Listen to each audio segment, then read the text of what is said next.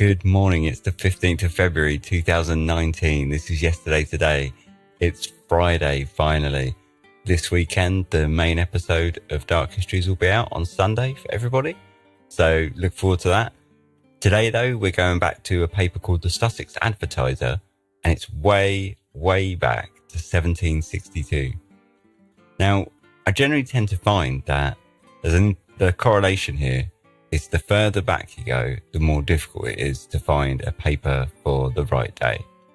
But at the same time, the crazier the stories get. Here's a little advert for something. Dr. Huber's female pills, universally esteemed the best remedy against those complaints which the female sex are subject to. They cleanse, purify and cause a free circulation in the blood and remove all obstructions, whereby health is recovered, and the patient, who looked like death, restored to a lively complexion. Price £1 the box. The patient who looked like death? I mean, don't beat about the bush. Don't hold your words, you know. Here's the next one. The original Godfrey's General Cordial is a medicine which answers to its name, having a general tendency to the curing many diseases, particularly griping of the guts, all sorts of fluxes, the luphanefs, hic cough, pleurisy, catarrhs and defluxations of humours upon the lungs, which cause tickling coughs, and to correct and stop the violent working of any vomit or purge whatsoever.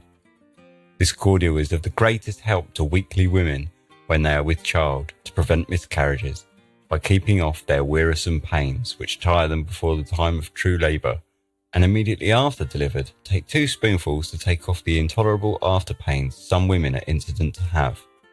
Also, it is excellent use for young children that are weakly and restless and breed their teeth hardly. The general cordial, that saviour of all things. I mean, if you need to breed your teeth hardly, get in there, really. I've noticed something about these old adverts, is that they're generally sort of medicines that don't seem to do anything but can cure just about everything, including griping of the guts and luphanefs. So, you know, there's a couple of common complaints right there. Here's half a story, if I ever saw one. The disciples of the supposed ghost now roundly assert that the reason of no answer being given to the question proposed in the vault was that the body was removed from thence, and therefore, not hearing the questions, could not answer by knocking. There's a lot going on there that they've not told us. What disciples? What vault? What ghost? What body? What? It couldn't answer questions. I like how it just expects that everyone knows the backstory to it. You know, of course you do. I mean, I know this is a local paper, and I suppose everyone knew everyone's gossip in 1762, but that's quite something, isn't it? This story, on the other hand, probably is a little bit too much information for a Friday morning. One day, last week, a man standing on the body of the whale at Greenland Deck and looking into the large incision made to drain of the blood, fell into the whale's belly head foremost, and only his heels appeared. He was soon taken out, otherwise he must have been suffocated. However, it afforded a good deal of diversion to the spectators. Presumably, by diversion they mean hilarity, and everyone was just cracking up. And I think this week has been much too clean and fun for dark history. So here's a story of some terrifying dogs. The beginning of last week, 3 dogs of 1 litter, half-bred bulldogs, set upon a colt coming 2 years old and drove it into a stream called Christian River in the parish of Warbleton, where they tore him very much by the nose, his ears quite off, and eat 2 or 3 pounds of him behind the shoulders. But 2 children picking up sticks drove them off, otherwise they would have devoured him.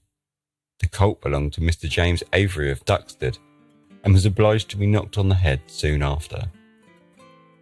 Okay, so those dogs were half-breed bulldogs, but what was the other half?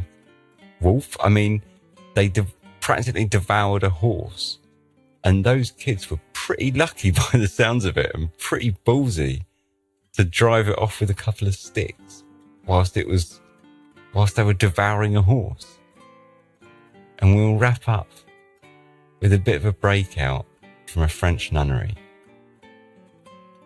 One of the waiting ladies of the Dauphiness of France, who stole some jewels from Her Royal Highness some time ago, for which she was confined in a nunnery at Nantes, has found means to make her escape from thence, as it is said, for England. Thoroughly swashbuckling. That was yesterday. This is today. Today's Friday, so it's the weekend. Have a good one, everybody. The main episode, like I say, will be out on Sunday, so that's something to look forward to. But way before that, have a great weekend. Cheers.